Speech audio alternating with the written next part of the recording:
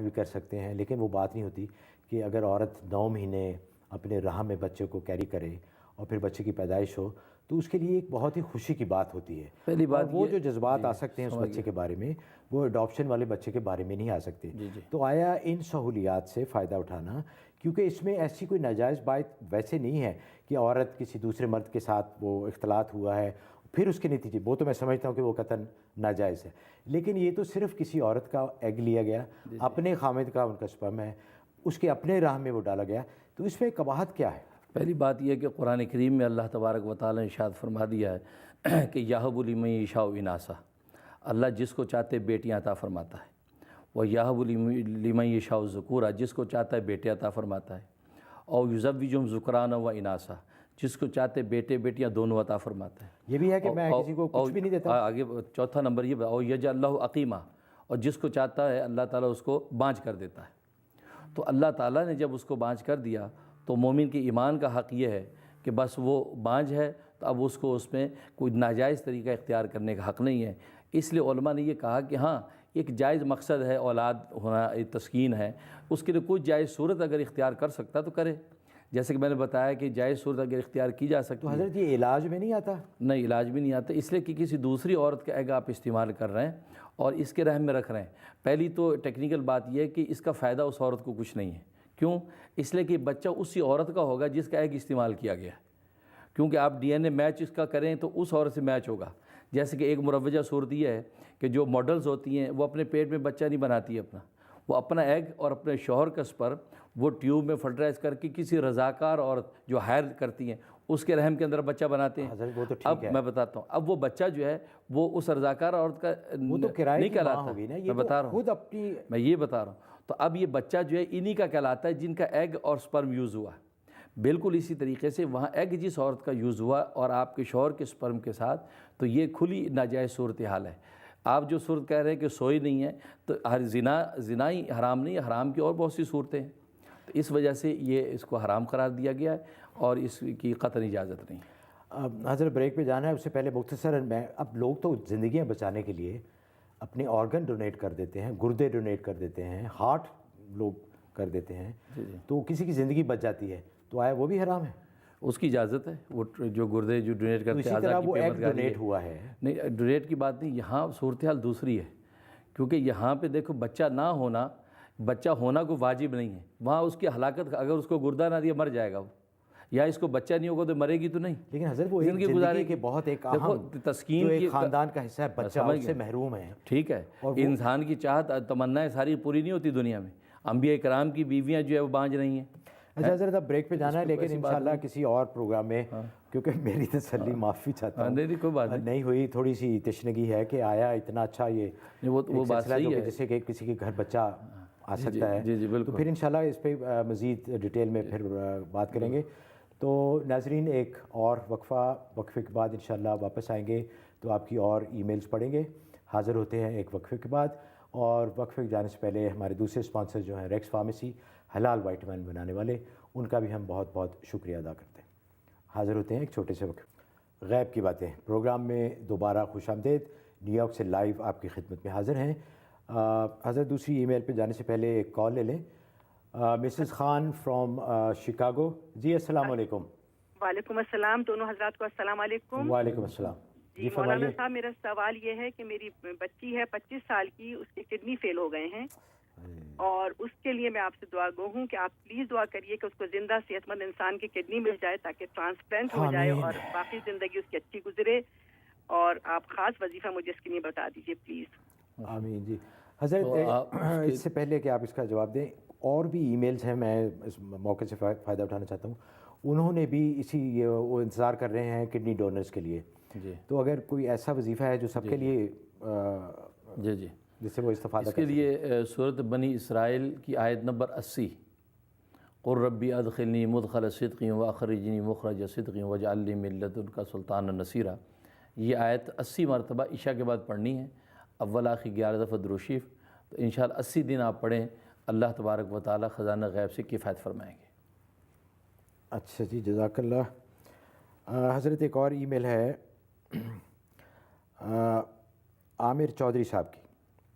وہ فرماتے ہیں کہ مسلمان کے لیے چرچ کی مرمت وغیرہ کا کام ایز اے کانٹریکٹر کہ وہاں وہ پینٹ شینٹ یا اس کی چھت کے لیے کچھ کام کرتے ہیں، تو آیا جائز ہے چرچ میں ایک مسلمان کا کام کرنا؟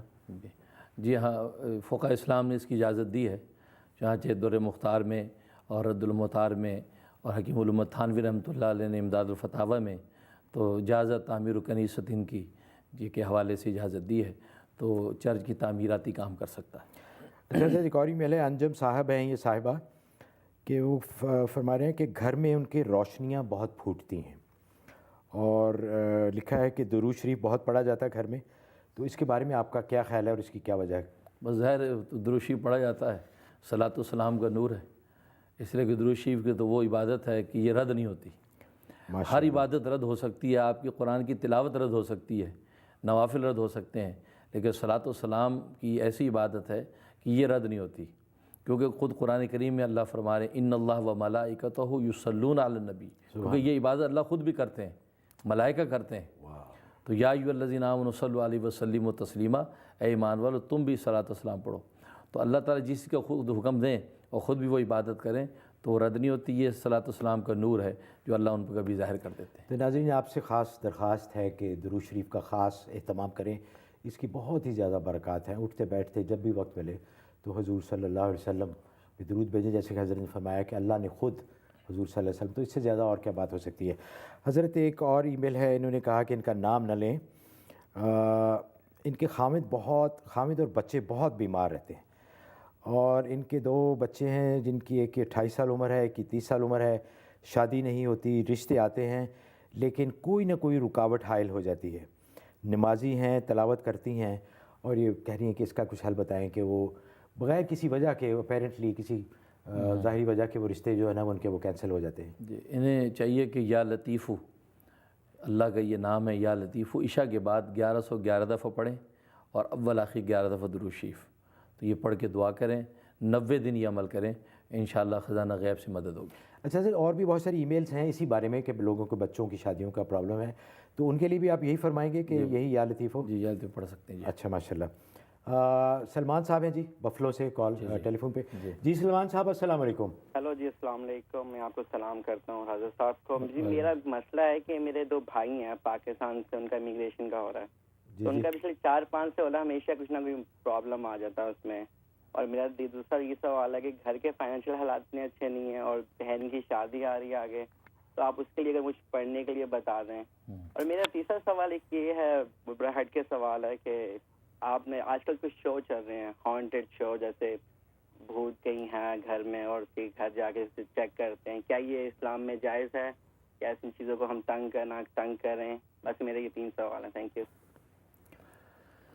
پہلے 2 سوالوں کے لیے آپ وظیفہ نوٹ کر لیں، سورۃ یاسین یہ 7 مبین کے ساتھ آپ نے تلاوت کرنی ہے، کیونکہ سورۃ یاسین میں 7 مبین ہیں، پہلے مبین پہ آپ سٹاپ کریں گے، پھر شروع سے سورۃ یاسین شروع کر کے دوسرے مبین پہ سٹاپ کریں گے، وقف کریں گے، پھر شروع کریں گے پیچھے، اس طریقے سے 7 مبین کے ساتھ سورۃ یاسین پڑھ کے دعا کرتے رہیں، انشاءاللہ آپ کے بھائیوں کی امیگریشن کا مسئلہ بھی حل ہوگا اور آپ کی معاشی حالت بھی بہتر ہو جائے گی۔ اور جہاں تک وہ ہنٹنگ پروگرامز کا تعلق ہے تو ظاہر ہے کہ یہ شیطانی چیزیں جو ہے یہ فضا میں موجود ہیں، قرآن سنت اس پر شاہد ہے کہ یہ شیطانی چیزیں ہیں، شریر جنات ہیں جو تنگ کرتے ہیں، تو ایسے واقعات پیش آتے ہیں، تو لہٰذا اس کے دفعے کے لیے بھی قرآن سنت نے علاجات بتائے ہیں، اس کا اہتمام کرنا چاہیے۔ اچھا حضرت ٹیکسس سے ایک اور ای میل ہے، انہوں نے کہا کہ نام نہ لیں۔ ناظرین ہماری اگر آپ چاہتے ہیں کہ آپ کا ذکر نہ ہو اور آپ کا نام نہ لیے جائے تو کائنڈلی ای میل میں اس کا ذکر کر دیں، ہم پوری کوشش کریں گے کہ ای میل کے ذریعے ہی آپ کو اس کا جواب دیں، کیونکہ آپ کی پرائیویسی ہمارے لیے بہت عزیز ہے۔ تو یہ فرماتے ہیں کہ بچے بڑے نافرمان ہیں اور ہر بات کا پٹاخ سے جواب دیتے ہیں۔ یہ اور بھی بہت ساری ای میلز ہیں جن میں لوگوں نے یہ شکایت کی ویسٹرن ورلڈ کا بہت بڑا اس وقت یہ سانحہ ہے، اور تو دوسرے ملکوں میں بھی پہنچ گیا کہ بچے نافرمانی کرتے ہیں، تو اس کے لیے اور اس کے لیے سورۃ شعراء عین کے ساتھ جو شعراء ہے، تو سورۃ شعراء جو ہے اگر لکھ کر وہ ان کے گلے میں ڈال دی جائے بچوں کے، دی بیسٹ، اور اگر لکھ کے ڈالنا ممکن نہ ہو تو پھر یہ کہ اس کو تلاوت کر کے، حضرت جو نافرمان ہے وہ تو نہیں ڈالنے دیں گے گلے میں، تو اس لیے ہوتا سم ٹائم بچے مان بھی جاتے ہیں کہ ٹھیک ہے ہولی ورڈ ہیں پہن لیتے ہیں، اچھا، تو لیکن اگر پہن لے تو بیسٹ ہے، لیکن نہیں تو پھر یہ تلاوت کر کے پانی پہ یا کسی میٹھی چیز پہ دم کر کے بچوں کو کھلاتے رہیں، تو یہ 80 دن کرنا ہے یہ عمل، انشاءاللہ بچے فرما بردار ہو جائیں گے، بہت مجرب عمل ہے یہ۔ اچھا جی، ایک اور ای میل ہے عزیز سائر صاحب کی، وہ کہہ رہے ہیں کہ ہم زمین بیچنا چاہتے ہیں، زمین بکتی نہیں، لوگ کہتے ہیں کہ نظر لگی ہوئی ہے، کوئی وظیفہ بتائیں۔ تو حضرت اس سلسلے میں یہ کہ نظر کے لیے ایک جنرل بھی بتا دیں، کیونکہ اور بھی بہت ساری ای میلز ہیں جو نظر کے بارے میں لوگوں نے دریافت نظر اگر لگ جائے کسی چیز پہ، کیونکہ نظر کا تو یہ ہے کہ وہ جاندار بے جان کسی چیز پہ لگ سکتی ہے، آپ کی گاڑی پہ بھی لگ سکتی ہے، ٹیلی فون پہ لگ سکتی ہے، پنکھے پہ لگ سکتی ہے، انسان پہ لگ سکتی ہے، تو اس کے لیے ہے کہ ایک مرتبہ سورہ فاتحہ اور ایک مرتبہ آیت الکرسی اور 7 مرتبہ سورۃ ہمزہ، ویل لکل ہمزہ، تو یہ دم کر کے اس کے دم کر دیا جائے پڑھ کے، تو انشاءاللہ وہ نظر کا اثر دور ہو جاتا ہے۔ اس کے علاوہ ان کی زمین نہیں بک رہی ہے تو اس کے لیے انہیں کہیں کہ الا باذنہ، یہ آیت الکرسی میں جو لفظ الا باذنہ، تو الا باذنہ 101 دفعہ عصر کے بعد پڑھیں، آپ انہیں بتا دیں نا ان کو، ہاں تو 101 دفعہ جو ہے عصر کے بعد پڑھیں، اور پڑھ کے جو ہے اول آخر درود شریف 11 دفعہ، تو اس کے بعد جو ہے یہ دعا کرتے رہے، انشاءاللہ جو ہے وہ ان کی زمین انشاءاللہ بکنے کا انتظام ہو جائے گا۔ اچھا حضرت، ایک اور بریک کا وقت ہوا ہے، تو ناظرین حاضر ہوتے ہیں، مزید ای میلز دیکھیں گے اور آپ کی کالز بھی لیں گے، آپ کالز کرتے رہیے، نمبر آپ کو نظر آ رہا ہوگا۔ حاضر ہوتے ہیں ایک چھوٹے سے وقت، غیب کی باتیں live from New York program میں دوبارہ خوش آمدید۔ حضرت بریک پہ جانے سے پہلے ہم نے ای میلز کا سلسلہ شروع کیا تھا، اس سے پہلے ایک کال لے لیں۔ امین چودھری صاحب ہیں لانگ آئلینڈ سے۔ جی امین صاحب، السلام علیکم۔ وعلیکم السلام۔ محمود صاحب، میں نے دوسرے پروگرام میں عرض کیا تھا کہ پروگرام کا ٹائم بڑھا لیں، کیونکہ پچھلے پروگرام میں 45 منٹ کوشش کرنے کے باوجود کال نہیں مل سکی، اتنا رش تھا۔ تو ابھی سوال میں مختصر ہی کروں گا کیونکہ ٹائم تھوڑا ہے نا۔ جی پلیز۔